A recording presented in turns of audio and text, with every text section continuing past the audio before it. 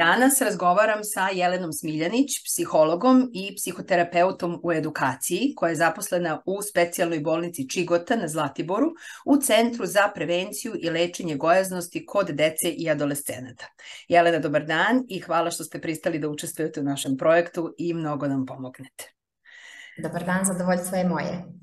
Evo ovako, ono što mene danas zanima, osvrnula biste pre svega na nacionalni vodič dobre kliničke prakse lečenja gojaznosti koji je izdat u Srbiji 2022. godine i gde je komunikacija istaknuta kao faktor od najvećeg značaja za lečenje gojaznosti. Šta se zapravo podrazumeva pod komunikacijom? Da, dobra komunikacija je ključni faktor za uspešno lečenje i kada kažemo dobra komunikacija, pre svega mislimo na jedan dobar odnos saradnje, razumevanja i poverenja između gojaznog adolescenta i njegovih roditelja, ali isto tako i između gojaznog mladog čoveka i lekara, psihologa, nutricioniste i njegove okoline u celini. Naravno, a šta podrazumeva pristup gojaznom adolescentu koji je odlučio da reši svoj problem i da se prijavi u vaš centar?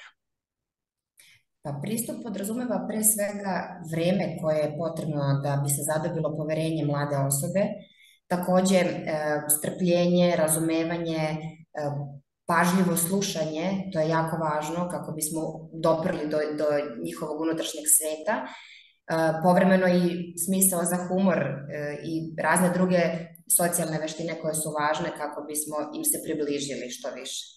Naravno. Šta biste istakli kao najveće probleme sa kojima se suočavaju gojazni adolescenti? Najveći problemi su vezani za ugroženo zdravlje, rizik od oboljevanja od mnogih drugih različitih bolesti i oni su uglavnom toga svesni. Takođe, pored toga imaju lošu kondiciju, veoma nezdrave navike, često su žrtve zlostavljanja, stigmatizacije od strane okoline, a onda posledično imamo negativnu sliku o sebi, o sopstvenom telu, svesni su da su gojazani, imaju više kilograma, ali onda i generalizuju to nezadovoljstvo, ne samo da sam gojazan, nego ja sam i lenj i dosadan i bolje bi mi bilo da ćutim. Znači, to se direktno odražava i na njihovo samopouzdanje. Takođe, registrujemo povišene nivoje depresivnosti, usamljenost, povlačenje iz socijalne sredine. Sve su to ozbiljni problemi sa kojima se oni suočavaju. Takođe, pokazalo se da gojazni adolescenti često razvijaju neke druge poremećaje ishrane u smislu kompulsivnog prejedanja, bulimije, ali skloniji su i drugim zavisničkim ponašanjima u smislu pušenja, konzumiranja alkoholnih pića i tako dalje. Naravno. A kakvu ulogu u lečenju gojaznosti ima motivacija pacijenta? Od kakve su pomoći, na primjer, motivacioni razgovori? Motivacija je ključna da bi se došlo do rezultata, da bi se pokrenula promena. Ja često volim da kažem deci sa kojom radim da je samo važno da krenu, da se pokrenu sa nulte tačke, da je bilo kakav rad na sebi bolji od nikakvog rada. Znači, nije važno, ne moramo imati prevelike očekivanja, čak je naprotiv bolje da jedan veliki cilj koji imamo, ako je to 30 ili 50 kg viška, da taj veliki cilj podelimo na više manjih i da onda uživamo, da budemo svesni uspeha kada postignemo -2, pa još -3 kg, znači postepeno da se zadovoljimo sa, da kažem, sitnijim tim ciljevima. I, dakle, samo je važno da krenemo, uprkos tome što nam nije lako, niko ni ne kaže da nam mora biti lako. Inače, ono što je registrovano i kroz istraživanja kod ove grupe adolescenata, dakle gojaznih adolescenata, jeste da oni imaju neku vrstu niske tolerancije na frustraciju. Imaju očekivanja da bi trebalo u životu da im bude nešto lepo, udobno, lagodno, komfortno, bez većeg stresa. Onda kada malo razbijemo tu vrstu nekih iracionalnih očekivanja i kada oni shvate da je važno da krenu, da rade i kada vide prve rezultate rada na sebi, dakle onda će motivacija skočiti na jedan viši nivo i to će biti razlog zašto ćemo mi nastaviti dalje onda da radimo na sebi. Kada pričamo konkretno o lečenju gojaznosti, onda se pre svega mislimo na pridržavanje jednog zdravog, pravilnog jelovnika i naravno održavanje fizičke aktivnosti u kontinuitetu od minimum 60 minuta svakodnevno. Naravno. Da li tokom terapije pomažete pacijentu da ovlada strategijama za izbjegavanje kompulsivnog prejedanja, recimo? I na koji način? Da, apsolutno to radimo. Dakle, važno je, čini mi se, istaći da oni imaju priliku svakodnevnog rada sa psihologom, razgovore sa psihologom. Znači, oni mogu u svakom momentu lečenja, naše lečenje ovde u centru traje 3 nedelje, dakle 21 dan, imaju priliku u svakom momentu da se obrate psihologu za pomoć. A ono što takođe radimo jeste da imamo planirane radionice svaki 3. dan tokom boravka dece ovde kod nas i tu iz različitih uglova bavimo se različitim aspektima lečenja gojaznosti, pričamo o motivaciji, o vezi između nezdravih osjećanja i prekomernog jedenja, o tome kako sprečiti relaps, o asertivnosti, dakle učimo ih i tim nekim komunikacijskim veštinama, jer je jako važno da oni kad se vrate kući znaju da prepoznaju rizike, znaju da uspostave granice, znaju da prepoznaju svoja negativna iskrivljena uverenja u vezi hrane i da ih konvertuju u neka zdrava, drugačija sada. Dakle, taj rad na sebi je izuzetno važan i čini mi se da ukoliko to ne uspemo da promena navika neće biti trajna. Da, pomenuli ste iskrivljena osjećanja, iskrivljenu sliku i slično, a koliko su kod vaših pacijenata prisutni konkretno depresija i anksioznost i kako pristupate tim problemima? Da, prisutni su u poprilično velikoj meri. Oko 30% gojaznih adolescenata koji su boravili kod nas na programu lečenja gojaznosti imaju kliničke simptome depresije. Dakle, već do te mere je depresivnost uznapredovala da im je neophodno dalje lečenje kod psihijatra ili psihoterapeuta u dužem vremenskom periodu. Takođe, otprilike 1/5 njih ima ekstremno negativnu sliku o sebi, čak do dismorfije.